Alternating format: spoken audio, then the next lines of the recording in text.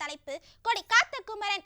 ஆடுவோமே பல்லு பாடுவோமே, ஆனந்த சுதந்திரம் அடைந்து விட்டோம் என்று ஆடுவோமே பல்லு பாடுவோமே என்று சுதந்திரம் கிடைப்பதற்கு முன்பே கனவு கண்டார் மகாகவி பாரதியார்.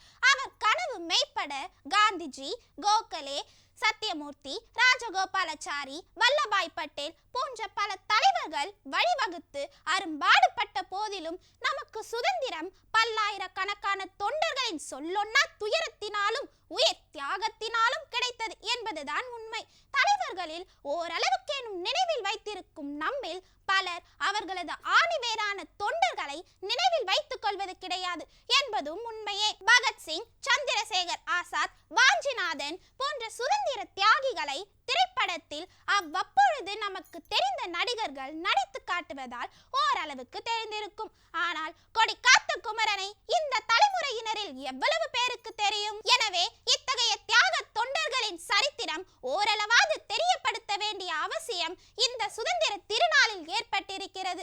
இதை எனக்கு ஞாபகப்படுத்தியவர்களுக்கு என் மனமார்ந்த நன்றி. 1904 அக்டோபர் திங்கள் 4ஆம் தேதியில் இன்றைய ஈரோடு மாவட்டம், அன்றைய கோயம்புத்தூர் மாவட்டத்தில் சென்னிமலை என்ற அழகான சிறு மலை பிரதேசமான சிறு நகரில் குமாரசாமி என்ற குமரன் அவதரித்தார். மகா புருஷர்கள் பிறப்பதில்லை, அவர்கள் அவதரிக்கின்றார்கள் என்பதே சரியாகும். மகாத்மாவின் சொற்பொழிவுகளும் பாரதியாரும் வீர கவிதைகளும் அன்னையார் கருவில் இருக்கும் போதே கேட்டுக்கொண்டிருந்திருப்பார் போலும். குமரன் இளம் வயதிலேயே நாட்டுப்பற்று மிகுந்தவராக வளர்ந்தார். அவரது பெற்றோர்களுக்கு அவரை பற்றி என்னென்ன கனவுகள் இருந்திருக்குமோ தெரியாது. ஆனால் குமரனின் கனவு எப்போதும் நாட்டின் விடுதலை பற்றியே இருந்தது. நாட்டின் பெரும் தலைவர்களின் பேச்சுக்களில் ஆர்வம் கொண்டு அதன்படி நடக்க தன் ஊர் மக்களை ஊக்குவிக்க திருப்பூரில் தேசப்பந்து இளைஞர் அணி ஒன்றை துவங்கினார். அவ்வப்பொழுது தலைவர்களின் வேண்டுகோளின்படி அஹிம்சை போராட்டத்தில் தானும் ஈடுபட்டு மற்ற தொண்டர்களையும் வழிநடத்தினார். வெகு திறமையாக அவர் பெற்றோர்கள் ஈன்ற பொழுதிலும் பெருமை அடைந்தனர். 1932ஆம் ஆண்டு ஜனவரி 6ஆம் தேதி மகாத்மா காந்திஜி ஆங்கிலேயர்களால் சிறையிலிடப்பட்டார். நாடு கொந்தளித்தது. திருப்பூர் குமரன் அச்சமயம் நொய்யலில் அதை எதிர்த்து போராட்டத்தில் ஈடுபட்டிருந்தார். பின்னர் ஜனவரி 10ஆம் தேதி திருப்பூரில் நடந்த போராட்டத்திற்கு தலைமை தாங்கி அமைதி ஊர்வலம் ஒன்று நடத்தி கொண்டிருந்தார். வந்தே மாதரம், மகாத்மா காந்திஜி வாழ்க என்று முழங்கிக் கொண்டே ஊர்வலம் அமைதியாக காவல் நிலையத்தை கடந்து சென்ற பொழுது யாரும் எதிர்பார்க்காத விதத்தில் திடீர் என்று போலீசார் கூட்டத்தின் மீது சரமாரியாக தடியடி பிரயோகம் நடத்தினர். கூட்டத்தில் பலர் அடித்தாங்க முடியாமல் நாலாபுறமும் ஓடினர். அந்த நிலையிலும் திருப்பூர் குமரன் எதுவுமே நடக்காதது போல் தன் கையில் ஏந்திய தேச மூவர்ண கொடியை மேலும் இறுக்கமாக பிடித்து கொண்டு முன்னேறி நடந்து கொண்டிருந்தார். இந்த அலட்சியத்தை ஆங்கிலேய போலீசார் பொறுக்க முடியாமல் மேலும் மேலும் அவரை தடியால் அடித்தனர்.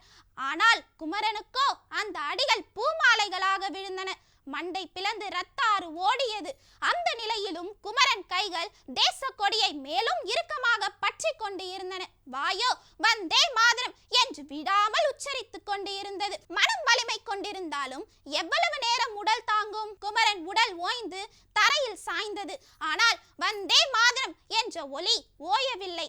கீழே விழுந்த நிலையிலும் உயிர் பிரியும் தருணத்திலும் ஓட முயற்சிக்காது தன் கையில் ஏந்தி இருந்த தேச கொடியை தன் உயிரை காப்பது போல் தன் உடலுடன் இறுக்கமாக அணைத்துக் கொண்டார். தன் செல்வ மகன் உடல் வேதனையை தாங்க முடியாமல் பாரத அன்னை தன் இரு கரம் நீட்டி கொடி காத்த குமரனை ஏற்றுக்கொண்டாள். இந்த பாக்கியம் எவருக்கு கிடைக்கும்? அன்று பாரத தேச புனித கொடியை காக்க வீர மரணம் அடைந்த கொடி காத்த குமரனை இனி எவரேனும் மறக்க முடியுமோ? குமரனை போல பல்லாயிரம் இளைஞர்களின் உயிர் தியாகத்தில் விளைந்ததுதான் இன்று நாம் அனுபவிக்கும் சுதந்திர காற்று. இன்றைய தலைமுறையினர் அரும்பாடுபட்டு கிடைத்த சுதந்திரத்தின் அருமையை புரிந்து கொள்ள வேண்டும். அது எளிதில் வந்ததல்ல என்பதை உணர்த்துவதே திருப்பூர் குமரன் போன்ற தியாகிகளின் வரலாறு. எவ்வளவு பேர் பாடுபட்டு கிடைத்த சுதந்திரம், பலரின் ரத்தத்தில் விளைந்த சுதந்திரம். அதன் பலன் நமக்கும் பின்வரும் தலைமுறைகளுக்கும் கிடைக்கும் முன்னே சுயநலவாதிகளால் அழிந்து விடுமோ என்ற பயம் இருக்கத்தான் இருக்கிறது. அவ்வாறு நடக்கக்கூடாது என்றால் இந்தியர்களாகிய அனைவருக்கும் ஒரு முக்கிய கடமை இருக்கிறது. அன்று எவ்வாறு அக்கிரமத்தை எதிர்த்து காந்தி வழியில் குமரன் போன்ற சத்தியாகிரக போராட்டம் நடத்தினாரோ அதே போல இன்றைய சுதந்திர இந்தியாவிலும் நாம் அக்கிரமத்தை எதிர்த்து, ஊழலை எதிர்த்து, சமுதாய ஏற்றத்தாழ்வை எதிர்த்து குரல் எழுப்ப வேண்டும். வேற்றுமையற்ற சமுதாயம் அமைய ஒன்றாக உழைக்க வேண்டும். சுதந்திர நாள் மட்டும் இந்த சிந்தனை கொள்ளாது. இந்த சுதந்திர நாளிலிருந்து புது அத்தியாயம் தொடங்குவோம். பாரத சமுதாயம் வாழ்கவே, வாழ்க வாழ்கவே என்ற பாரதி சொல்படி